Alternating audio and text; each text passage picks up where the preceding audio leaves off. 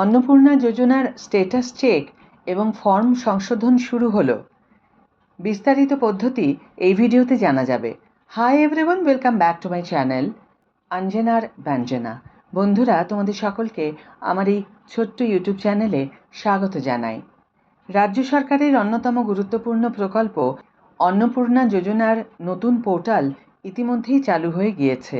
যে সকল সাধারণ মানুষ এই প্রকল্পের সুবিধা পাওয়ার জন্য আবেদন করেছিলেন তাদের জন্য এটি একটি বিরাট সুখবর। এখন থেকে আর কোনো সরকারি অফিসে ঘোরার প্রয়োজন নেই।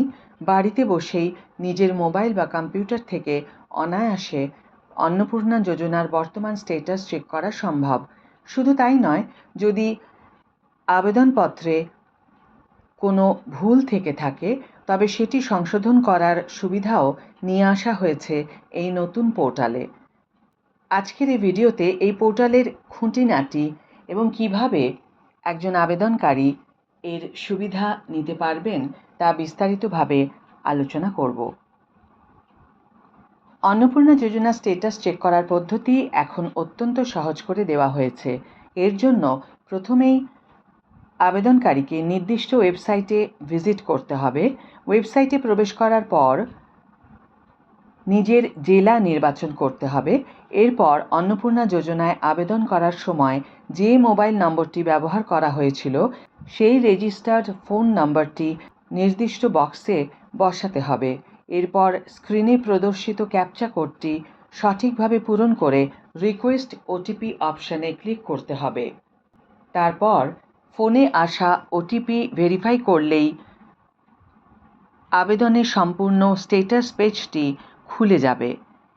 এখানে আবেদনকারী দেখতে পাবেন নিজের family level data, temporary application number, পরিবারের প্রধানের নাম এবং আবেদনের তারিখ। সবচেয়ে গুরুত্বপূর্ণ বিষয় হল আবেদনকারীর আবেদনটি অনুমোদিত বা অ্যাপ্রুভড হয়েছে কিনা তা সহজেই এখান থেকে দেখে নেওয়া যেতে পারে। অনেকেই ফর্ম ফিল আপ করার সময় বিভিন্ন ভুলভ্রান্তি করে থাকেন। আবার এমনও দেখা গিয়েছে যে অনেকেই ভুলবশত প্রকল্পের সুবিধা নেওয়ার অপশানে না সিলেক্ট করে ফেলেছেন। এই ধরনের সমস্যার সমাধানের জন্য পোর্টালে ক্লেইম বাই অ্যাপ্লিকেন্ট নামে একটি বিশেষ অপশান রাখা হয়েছে। এই অপশানে ক্লিক করলে আবেদনকারীর আবেদনের সমস্ত তথ্য স্ক্রিনে ভেসে উঠবে। যে সদস্যের তথ্যে ভুল রয়েছে তার নামের পাশে টিক চিহ্ন দিয়ে সংশোধনের আবেদন করা যেতে পারে। অ্যাপ্লিকেন্ট ডিটেলস ইনকারেক্ট বা রংলি মার্কড ইনএলিজিবল অপশানগুলি বেছে নিয়ে আবেদনকারী নিজের ভুলগুলো শুধরে নিতে পারেন। এর জন্য নির্দিষ্ট কিছু সাপোর্টিং ডকুমেন্টস আপলোড করতে হবে। অনেক ক্ষেত্রেই দেখা যায় কিছু অযোগ্য ব্যক্তি ভুল তথ্য দিয়ে সরকারি প্রকল্পের টাকা আত্মসাৎ করছেন। এই পোর্টালে অবজেকশন এগেইনস্ট সামওয়ান এই অপশনের মাধ্যমে এই ধরনের অসাধু কাজের বিরুদ্ধে সরাসরি অভিযোগ জানানো যেতে পারে। অভিযোগ জানানোর ক্ষেত্রে কয়েকটি নির্দিষ্ট কারণ পোর্টালে উল্লেখ করা আছে। 1. আবেদনকারী যদি পশ্চিমবঙ্গের স্থায়ী বাসিন্দা না হন। 2. আবেদনকারীর বয়স যদি 25 থেকে 60 বছরের মধ্যে না হয়। 3. আবেদনকারী যদি কেন্দ্র বা রাজ্য সরকারের অধীনে কোনো স্থায়ী চাকরি করেন এবং নিয়মিত বেতন বা পেনশন পান, শিক্ষক বা অশিক্ষক কর্মী সহ। 4. আবেদনকারী যদি আয়কর প্রদানকারী হন।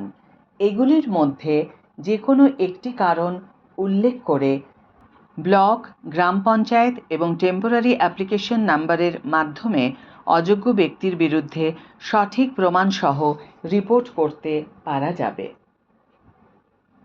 ফর্ম কারেকশন বা সংশোধন করার জন্য অবশ্যই বৈধ কিছু ডকুমেন্টস আপলোড করতে হবে।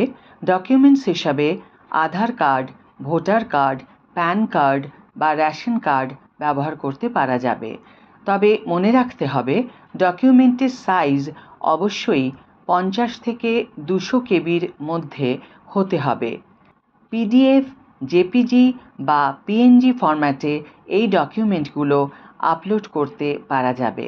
সঠিকভাবে ডকুমেন্ট আপলোড করে সাবমিট ক্লেম বাটনে ক্লিক করলেই সংশোধনের আবেদনটি জমা হয়ে যাবে।